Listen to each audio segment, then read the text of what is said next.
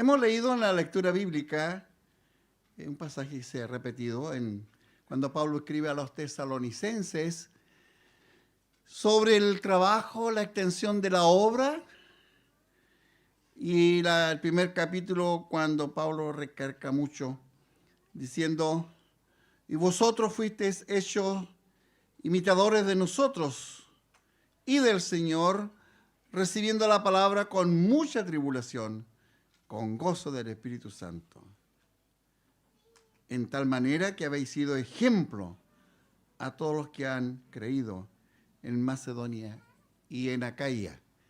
Un resumen muy breve de esto, del trabajo de la obra. Cuando me pidieron que hiciera la predicación, me hablaron que hablara de la reconciliación, pero no sé de dónde tomar la reconciliación. Y hemos hablado ya y han escuchado ustedes el temario de ayer y de hoy que han expuesto los pastores, y cuán importante es repasar el ministerio que Dios nos ha dado. Y lo dice Pablo a los Corintios que cada creyente tiene la responsabilidad de predicar a Cristo, instar a su prójimo a que se reconcilie con Dios. ¿Entendemos lo que es la reconciliación? Entendemos que si nos llama su palabra a la reconciliación es porque hay enemistad. Y todos sabemos que el pecado nos ha separado de Dios, nos ha dividido. Y así como Dios dijo del rey David que era un hombre conforme al corazón de Dios, aún con todos los defectos que tenía David, con todas las fallas que tuvo, Dios dijo: él es un hombre conforme al corazón de Dios.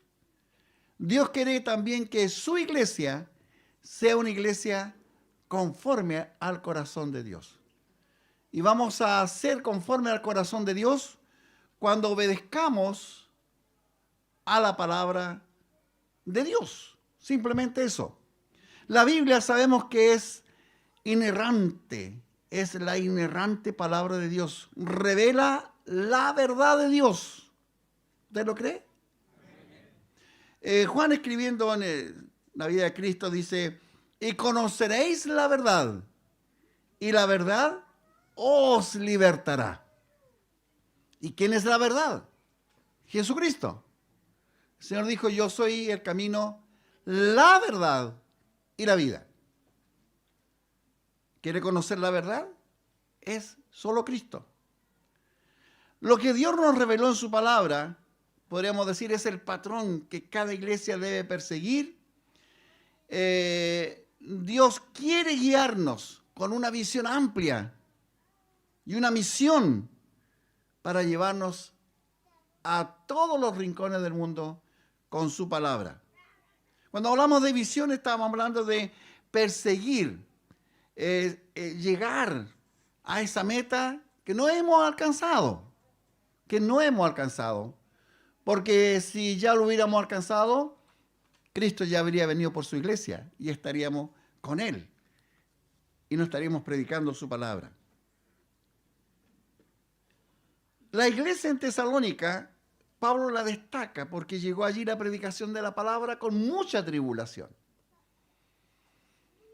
Pero a pesar de la persecución, a pesar de la tribulación, Pablo no quedó tranquilo y orando por estas iglesias que fundaba, que el Señor le permitía.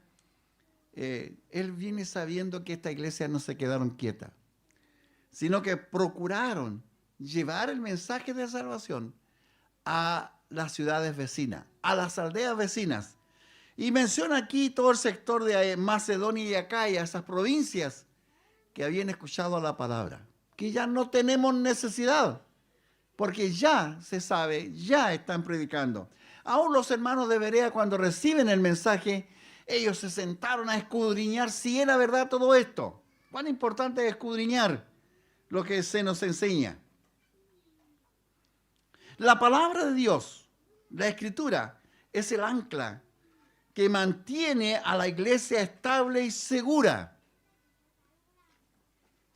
El Señor Jesús dijo claramente que las puertas del infierno no van a prevalecer. Aunque pareciera que la iglesia está perdiendo terreno, lo estamos perdiendo. No vemos nuevos convertidos o muy pocos. Vemos que no crecemos en extensión en ciudades alcanzadas por el Evangelio como denominación. Pero el Evangelio es y está siendo predicada. Y el apóstol Pablo da muchos consejos a los creyentes en cada congregación. Cuando escribe a los Corintios, dice, tengan cuidado cómo se portan, porque algunos no conocen a Dios. Para vergüenza vuestra hablo. Son palabras muy fuertes.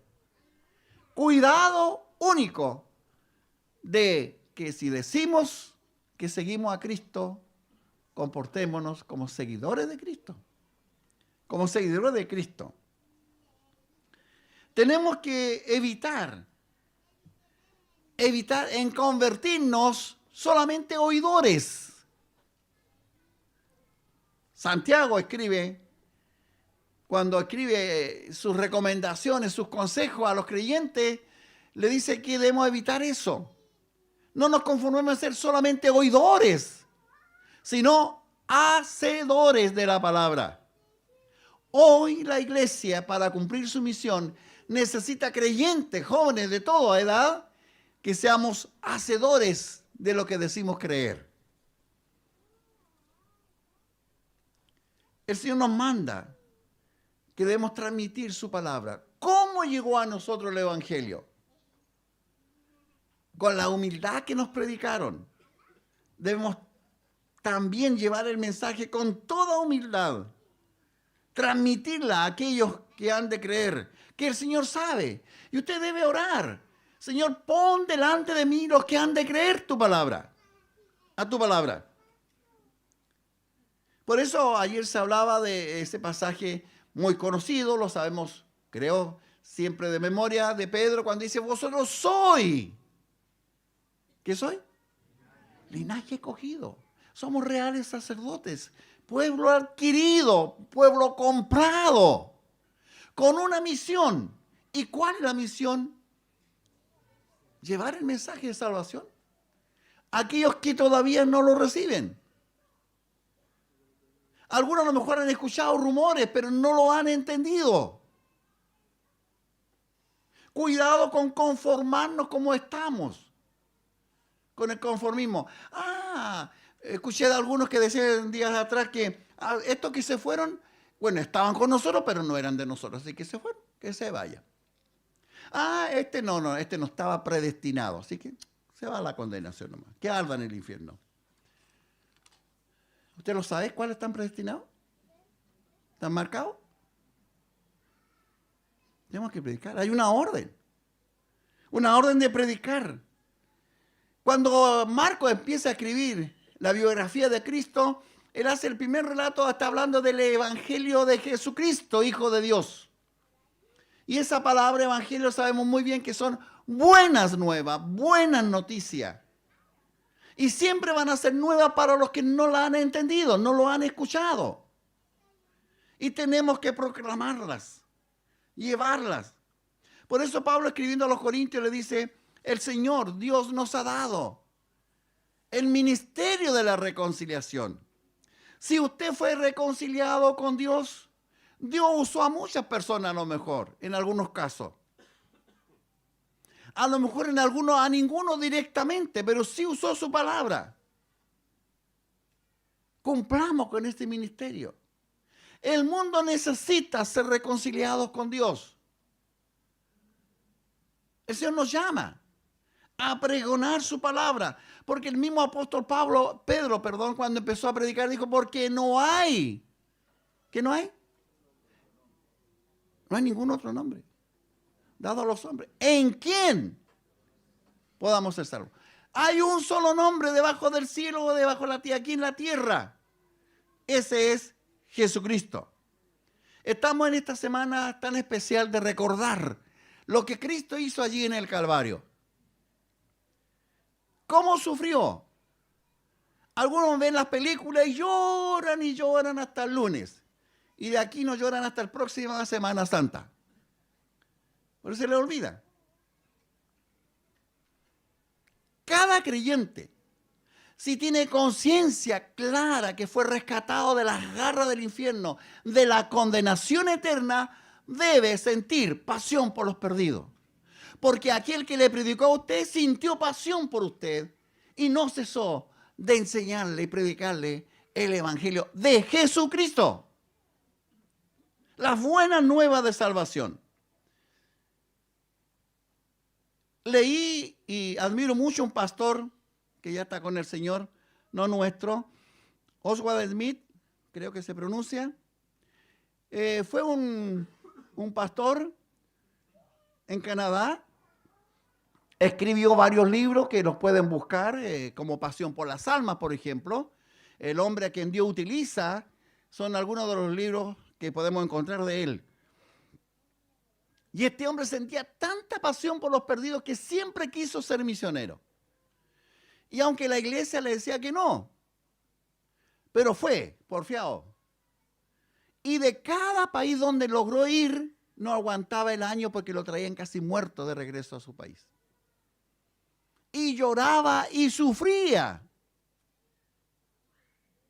Hasta que alguien le dijo de la iglesia, pastor, ¿y no ha pensado usted que a lo mejor el Señor no lo necesita en el campo misionero, pero sí lo necesita que usted ayude a la obra misionera y envíe misioneros? Y quedó pensando. En eso que pensaba este ministerio, lo llama la iglesia el Tabernáculo en Toronto, Canadá, para que sea su pastor. Empezó a predicar. El quinto domingo todavía predicaba el mismo mensaje, pasión por las almas. Y ya la congregación, como ustedes ya conocen, empiezan a murmurar. Este pastor ya no sabe ninguna otra cuestión, ahora hay que cambiar pastor. Está repitiendo el mismo mensaje, parece que no sabe mucha teología. O la hermenéutica no sé dónde la dejó. Pero escuchó y dijo, ¿cuándo los voy a practicar? Lo que he predicado, cambiaré de mensaje. Cuento corto, esa iglesia con el tiempo llegó a ser una de las iglesias únicas, la más grande en cuanto a la obra misionera. Llegó a sostener más de 350 misioneros de diferentes sociedades en el mundo. Con 3.000 miembros, cada 3 miembros sostenían a un misionero en el extranjero. Y ahí la iglesia seguía creciendo. Y entendió que era ese su ministerio, enviar a otros. Porque no todos servimos para ir. Unos sirven para ir, otros para orar, otros para dar. Pero tristemente parece que en nuestra iglesia la mayoría de nuestros miembros son de la tribu de Isaacar, no de la tribu de Dan. Les cuesta dar. Estamos llegando al campo misionero, acostado. Entre paréntesis podemos decir, tenemos un misionero en Punta Arenas. Gracias a Dios se recuperó la obra en Punta Arenas. ¿Está orando por la obra misionera? Allá hay un misionero que a lo mejor a algunos no les gusta, pero está predicando la reconciliación porque siente que es un mandato de Dios. Contento tenemos al misionero allá, pero ahora estamos mirando a Antofagasta, recuperar Antofagasta. ¿Quién irá a Antofagasta? Ay, es tan re fea esa ciudad. Madre mía. Sí, es fea. Pero ¿saben? Está llena de pecadores que necesitan a Cristo. ¿Quién les predicará si no son enviados? ¿Quién irá? ¿Y saben que yo me porté como Oswald Smith un tiempo? Año 80 fui primer viaje misionero al Perú. No soy tan viejo, ¿eh? Saquen la cuenta. Era muy jovencito. Y vi la gran necesidad que tenía la obra en Perú comparada con la nuestra. Y yo dije, yo voy a ir de misionero al Perú. Poco me hicieron caso. Seguí formando otros viajes y fuimos a Perú varias veces y me casé y dije, yo quiero ir a Perú. Hasta que el presbiterio se cansó y me dijo, ya, váyase a Perú. En 15 días desarmamos la casa con mis 3 hijas y mi señora. Preparamos todo, dejamos encargar las cosas unas por allá, que se perdieron varias. Todavía no las encuentro. Pero nos fuimos, preparados para irnos a Perú. Pero en ese lapso en que nos preparábamos el viaje, hacíamos las maletas, un misionero dijo, ya que Juan va a Perú, ¿por qué no se queda en Iquique un año y nos reemplaza mientras nosotros vamos a Estados Unidos y volvemos? ¿Qué opina? Nos quedamos en Iquique un año, mientras va y vuelve. Y ese va y vuelve, nos quedamos 7 años en Iquique. Y en vez de seguir a Perú, retrocedimos a Antofagasta. En vez de tomar el avión a Perú, tomamos el viaje de regreso a Chillán. Y estoy acá. Un pastor me dijo, si tú vas de misionero eres uno solo, pero si preparas a otro van a enviar muchos otros más. Y esa parte nos cuesta a nosotros, que si yo no sirvo en, puedo apoyar y enviar a otros. Pero no, para que hagamos eso necesitamos sentir pasión por las almas perdidas. ¿Y por qué debo sentir pasión por los perdidos? Hay muchos medios para predicar el Evangelio. Han cambiado los métodos. Anoche nombraban varios. El WhatsApp. Yo estoy mandando 150, 120 WhatsApp diarios. A algunos les molesta porque les saturo el celular.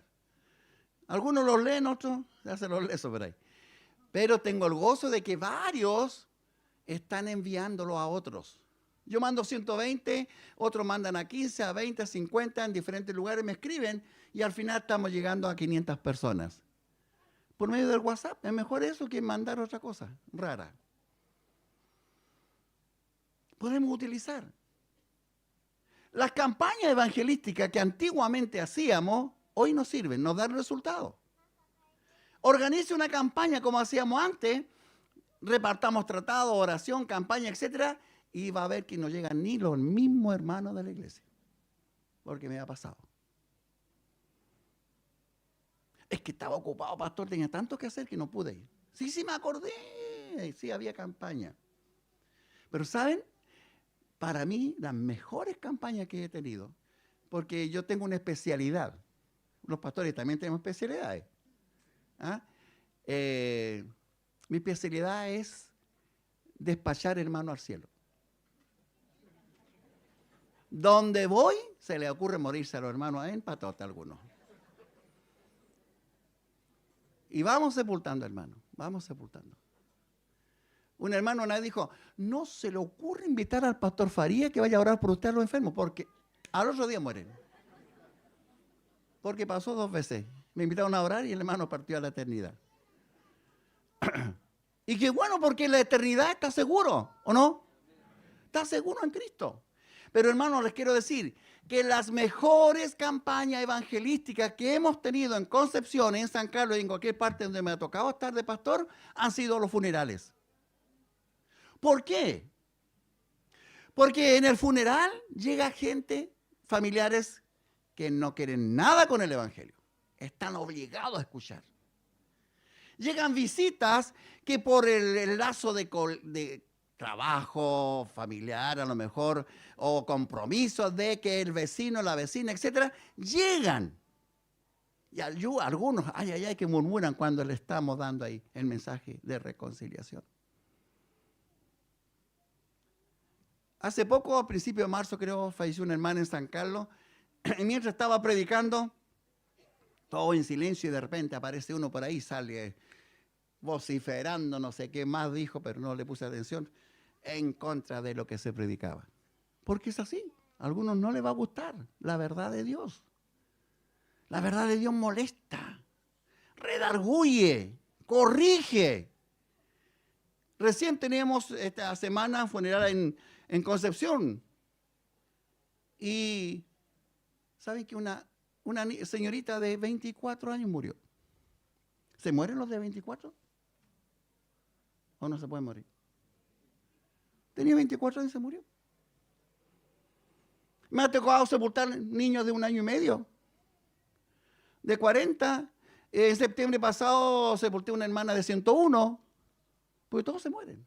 Pero eso que nos muestra que la vida, usted no es el dueño. Hay uno que es dador de la vida y ese es Dios. Y Él la quita a quien quiere, cuando quiere y como quiere, aunque usted se oponga. Por eso Dios nos llama.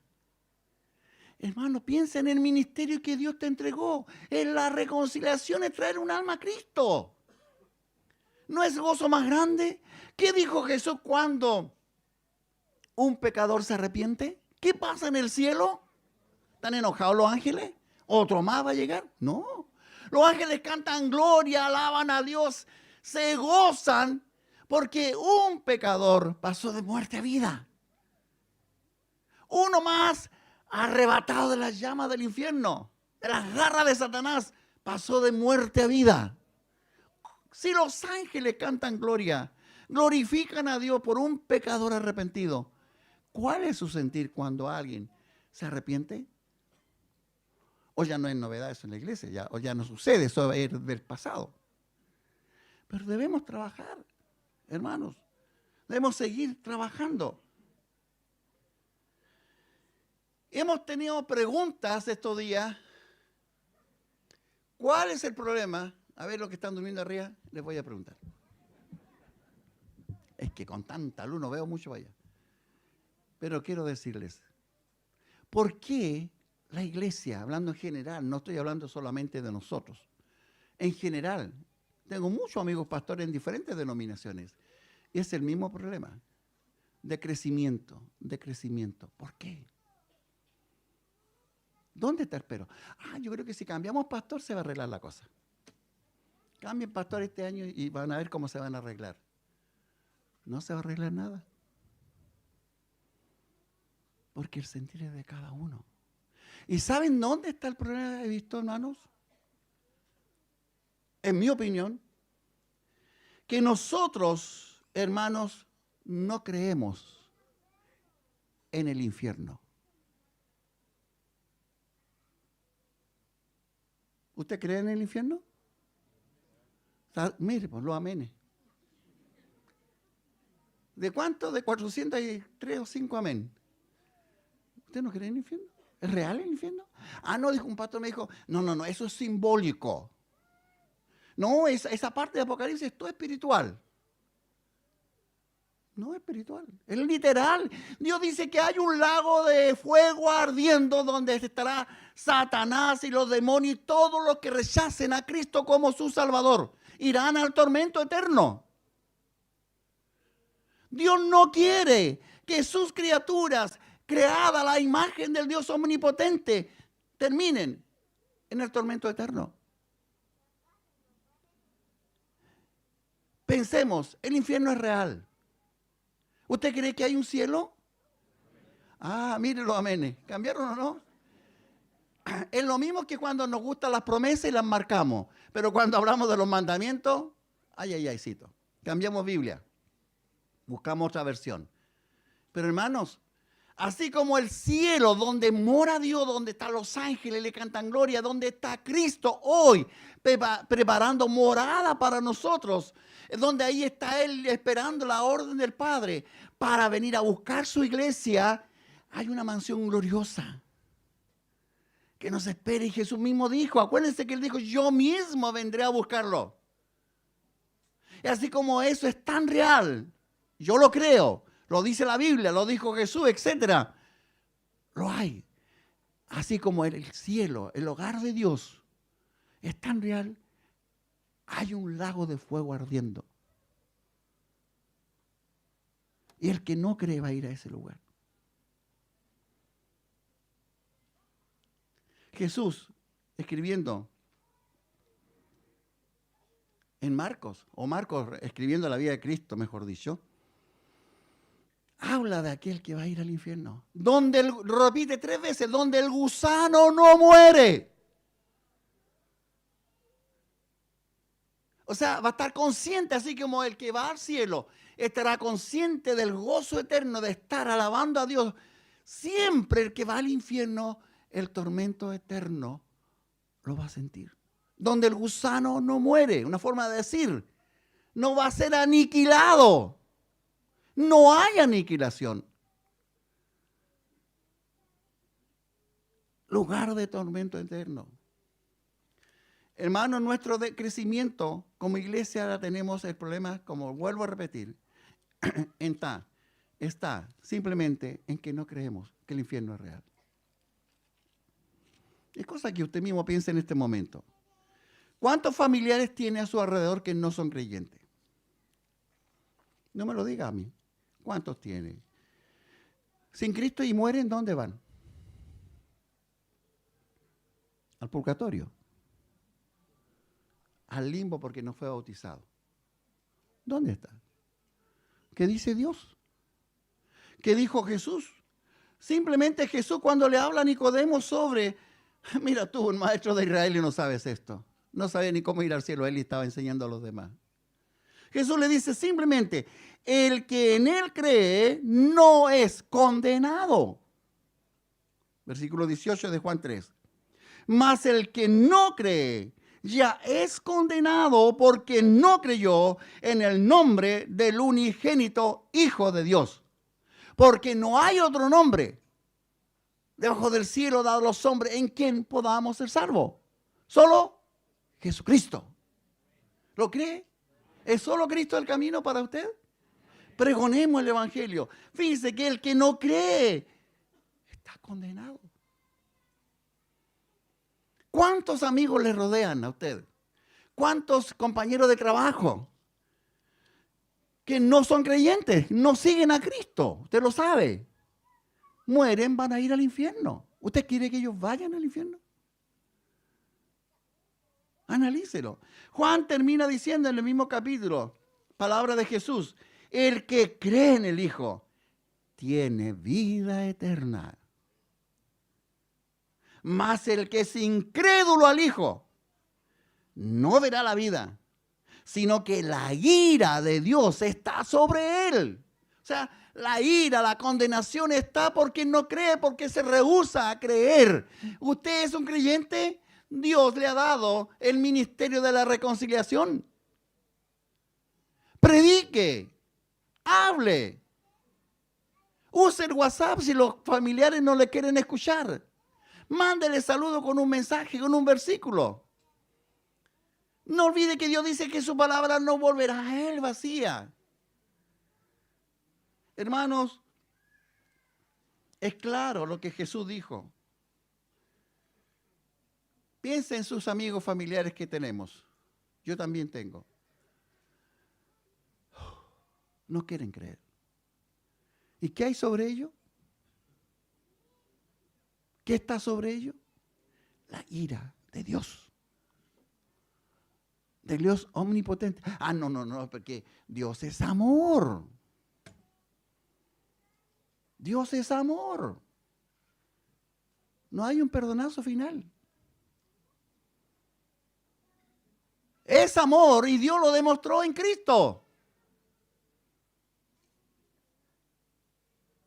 Cuando Cristo estaba en la cruz, esas 7 frases de la cruz, una de las más que me duele más a mí personalmente, es cuando Jesús eleva sus ojos al cielo y se pone el cielo tenebroso y dice, Dios mío, ¿por qué me has desamparado? ¿Por qué? El Padre dejó solo a Cristo, a su Hijo. Porque Isaías había profetizado que ese día, ese momento, más Jehová cargó en él el pecado de todos nosotros. Pienso ese grito de Jesús con dolores. ¿Por qué? ¿Por qué? Algunos se preguntan, ¿fueron los clavos que sujetaron a Cristo en la cruz? Literalmente puede que sí, o sea, visiblemente, pero fue el amor a ti y a mí. El amor al mundo. Él podía descender de la cruz, pero su amor eterno, su amor incondicional por mí y por ti, lo tuvieron ahí, hasta que derramó su última gota de sangre, para que fuéramos redimidos de la maldición del pecado. Usted y yo que ya entendimos esto hoy, gracias a nuestros hermanos antepasados que ya están en la eternidad, que se esforzaron para que tú escucharas.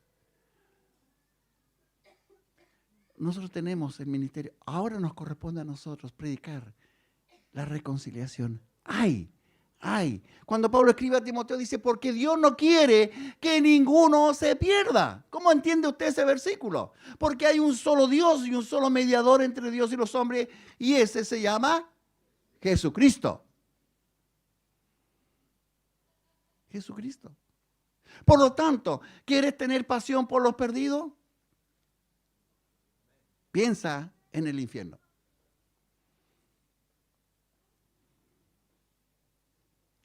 Una misionera, que algunos la recuerdan, a lo mejor, sé que hay varios que la recuerdan y la conocieron, la hermana Sarah Steele. ¿Alguien se acuerda de ella? Hay una hermana, dos hermanos que se acuerdan, tres, cuatro, yo sé que hay varios. Yo también la conocí. En un viaje en tren con la hermana Raquel Maufra, ¿la conocieron, la hermana Raquel Maufra? Cuando se usaba mucho el tren, era fantástico. Se sentaban, se acomodaban y la hermana Steele, ligerito ya estaba, ¿dónde ir? Con los tratados en la mano. Y ligerito estaba, de asiento en asiento, haciendo obra personal. Y la hermana Raquel nos contaba, decía, ella sufría porque ella quería hacer lo mismo y no podía. Entonces, un día la hermana Raquel le dice, hermana Sarita, ¿cómo lo logra hacer de ir a hacer lo que hace en obra personal? Porque yo quisiera, pero soy tímida, decía ella, me da vergüenza, no sé cómo hacerlo. Y la hermana Sara le dijo, hermana Raquel, yo era tan tímida como usted. Y sufría por no poder sembrar el evangelio. Pero le pedí en oración a Dios, sinceramente le pedí a Dios que me mostrara lo terrible que es el infierno. Y cuando Dios me hizo entender que el infierno es real y que es un tormento eterno, nació en mí una pasión por los perdidos. Porque veo a todos estos que están aquí en el carro del tren y pienso, si mueren, arderán en el infierno por la eternidad. Por eso no ceso. Y vemos después a esa hermana Raquel Maufra dirigiendo el IPEC y siendo la profesora de obra personal. Y no cesaba de hacer obra personal. No cesaba. Pero ella pidió al Señor que le mostrara lo terrible que es el infierno. Y hermano, piense en esto hoy día. Si usted cree la cosa que es más o menos, que parece que dicen que hay infierno, pídele al Señor que le muestre si es real o no. Apocalipsis dice claramente, donde Satanás, el anticristo y todos irán al tormento eterno, donde no podrán salir, donde serán atormentados día y noche para siempre, jamás. ¿Quiere que tus seres queridos estén allí? ¿Quiere que tus amigos, tus vecinos, esos que quieres tanto, que compartes tanto con ellos, vayan a parar a la eternidad? ¿Cuántos habrán en el infierno que están clamando como ese hombre rico?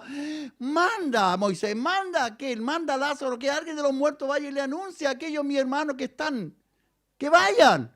No, dijo Dios, allá está todo mi consejo. Allá están los que predican. Óiganlo. Pero si no predican, ¿cómo irán? Si no oyen quién les predica.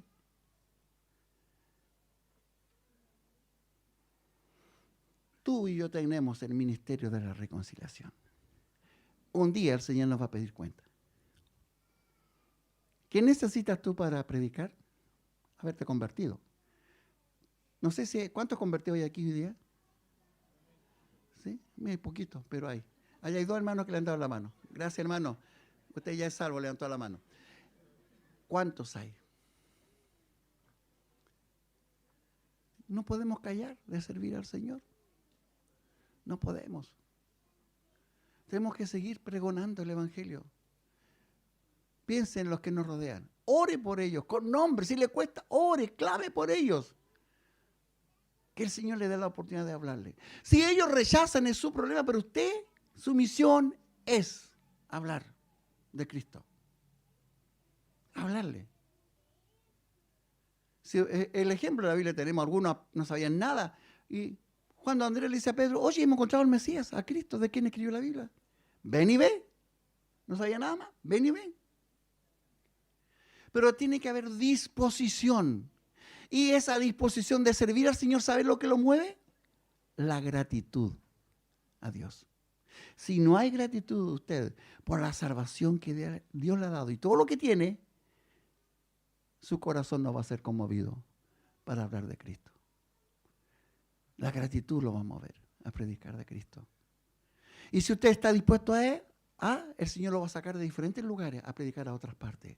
Me hace recordar a la mente el Felipe, este diácono, que cuando vino la persecución, se fue ahí a Samaria, y se formó una gran iglesia en Samaria, ¿o no? ¿Se acuerdan? ¿Ha leído eso o no? En mi Biblia sale.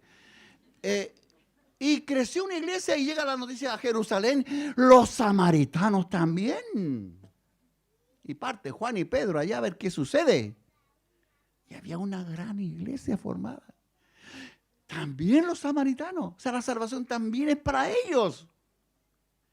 Y estaba Felipe feliz con un ministerio tan grande, una iglesia floreciente. Y Dios le dice a Felipe, oye, deja aquí, ándate allá al desierto, en casa. Esa misma casa de hoy día. Porque hay un hombre que va camino a Etiopía. Y Felipe va. El Señor lo transporta y lo lleva. Y se acerca al carruaje de ese hombre que había estado adorando en Jerusalén. Y ya ustedes saben la conversación, si no, la leen. Y se convirtió ahí, en la conversa. Pero ¿no será un error de Dios haber sacado a Felipe pastoreando una iglesia floreciente por un africano?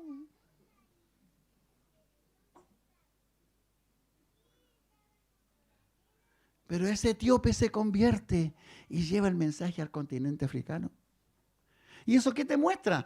Que Dios ama, que Dios te va a usar aunque sea por uno, por un alma. Te puede usar el Señor para salvarlo.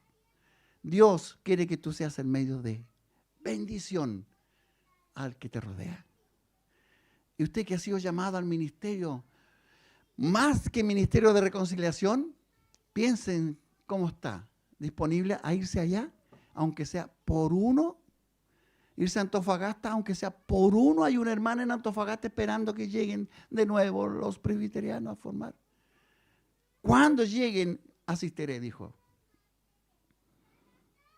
Pero por uno, ¿vale la pena todo el cambio de acá, dejar? ¿Y qué dejó Dios? ¿Qué dejó Cristo por ti? ¿Cómo dice ese himno? ¿Qué dejó Cristo? Dejé su gloria, su Padre, todo. Todo lo di por ti. ¿Y tú? ¿Qué estás dando por mí? ¿Y tú? ¿Qué estás dando por mí? El infierno es real. Y recuerde, el que está sin Cristo está condenado. La ira de Dios está sobre él. Y tú tienes la responsabilidad, como yo, de llevarlo a los pies de Cristo. Oremos. Señor, damos gracias en esta hora, porque tenemos la libertad de predicar tu palabra. Gracias porque has permitido este lugar para que tu nombre sea honrado. Permite que tu palabra obre en cada uno de nuestros hermanos. Que tu Espíritu Santo ilumine, nos haga comprender la gran responsabilidad que tenemos en la salvación de los demás, en el sentido de predicarle. Tú lo hiciste todo, Señor. Tú pagaste el rescate, el regalo está completo. Pero tú quieres que por la locura de la predicación llevemos tu mensaje a todas las naciones. Úsanos, Padre Santo, para tu gloria. Perdona nuestra flojera, negligencia, lo egoísta que somos por dejar que otros se condenen. Perdónanos, Señor. Y ayúdanos para ser instrumento de bendición al que nos rodea. Rogando esto, no lo merecemos, solamente en Cristo Jesús nuestro Salvador. Amén.